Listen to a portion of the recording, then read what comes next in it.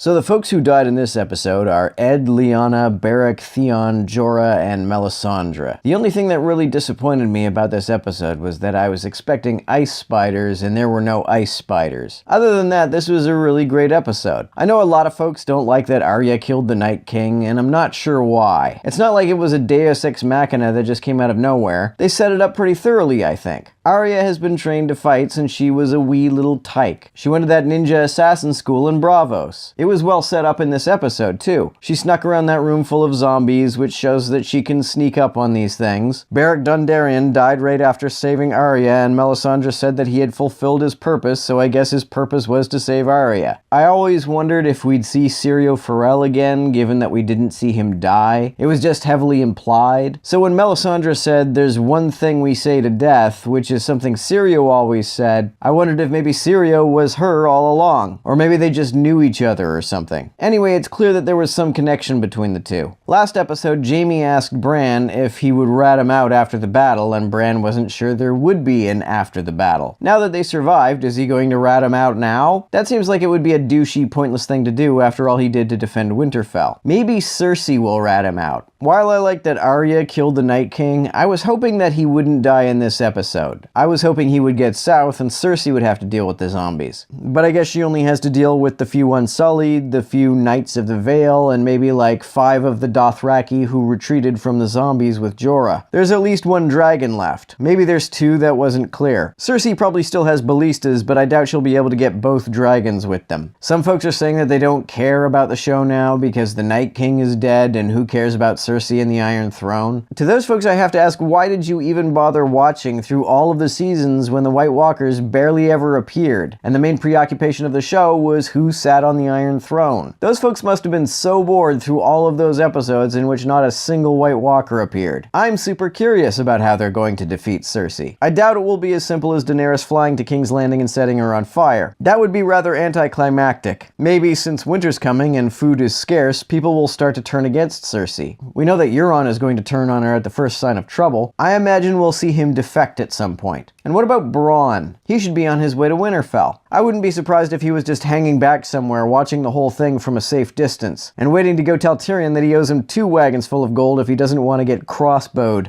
I think Isaac Hempstead White is my favorite actor in this series. In a sense, I suppose there's not much to playing Bran, but I love the way Isaac plays him nonetheless. I just love the way he said, "You're a good man, Theon." He manages to walk the very narrow tightrope of being the right balance of creepy and charming. The way nothing seems to bother him is both alien and enviable, which makes him interesting in the way characters like Spock and Data are interesting. And of course the Hound survived because we gotta have Clegane Bowl.